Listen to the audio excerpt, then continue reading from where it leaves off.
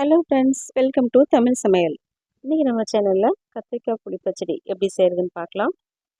சாதத்தில் பிசைஞ்சு சாப்பிட்றதுக்கு, அப்புறம் தயிர் சாதம் கூட தொட்டு சாப்பிட்றதுக்கு ரொம்பவே சூப்பராக இருக்கும். 10 நாள் வரைக்கும் நம்ம ஃப்ரிட்ஜில் ஸ்டோர் பண்ணியும் சாப்பிட்லாம். இப்போ இந்த கத்திரிக்காய் புளி பச்சடி எப்படி செய்கிறதுன்னு பார்க்கலாம். ஃபஸ்ட்டு இந்த ரெசிபி பண்ணுறதுக்கு நம்ம கத்திரிக்காயை சுட்டு எடுத்துக்கணும். இந்த மாதிரி 2 பெரிய கத்திரிக்காய் நான் எடுத்திருக்கேன். கத்திரிக்காயில் கொஞ்சமாக எண்ணெய் அப்ளை பண்ணிக்கலாம். அப்போ தான் நம்ம சுட்டுட்டு தோல் உரித்து எடுக்கும்போது ஈஸியாக வரும். இந்த மாதிரி ஒரு ஸ்டாண்ட் வச்சுட்டு நம்ம கத்திரிக்காயை அது மேலே வச்சிடலாம். உங்கள்கிட்ட ஸ்டாண்ட் இல்லைன்னா பரவாயில்ல, கத்திரிக்காயை கம்பியில் இல்லைன்னா கத்தியில் குத்திட்டு நம்ம சுட்டு எடுத்துக்கலாம். கத்திரிக்காய் ஒரு பக்கம் வெந்ததும் இந்த மாதிரி திருப்பி திருப்பி விட்டு எடுத்துக்கோங்க. அப்போ தான் எல்லா பக்கமும் ஒரே ஈவனாக வெந்து வரும். ஸ்டவ்வை மீடியம் ஃப்ளேமில் வச்சுட்டு இந்த மாதிரி திருப்பி திருப்பி வேக வச்சுக்கோங்க. அப்போ தான் கத்திரிக்காயோட உள்பகுதியும் நல்லா வெந்து வரும்.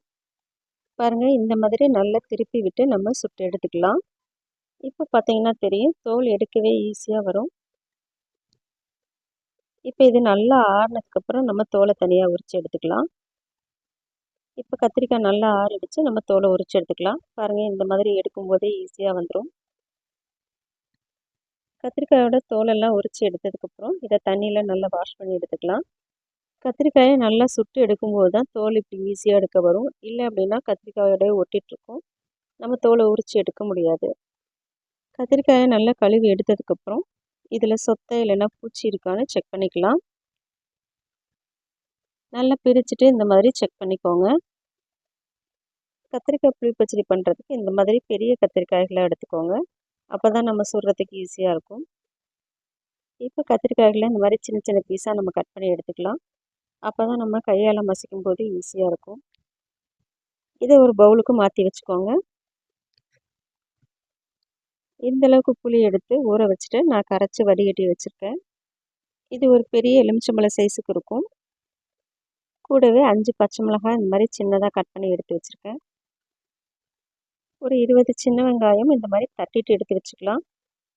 நீங்கள் சின்ன சின்னதாக கட் பண்ணிவிட்டு கூட சேர்த்துக்கலாம். ஆனால் இந்த மாதிரி தட்டிட்டு சேர்க்கும்போது டேஸ்ட் ரொம்பவே நல்லாயிருக்கும்.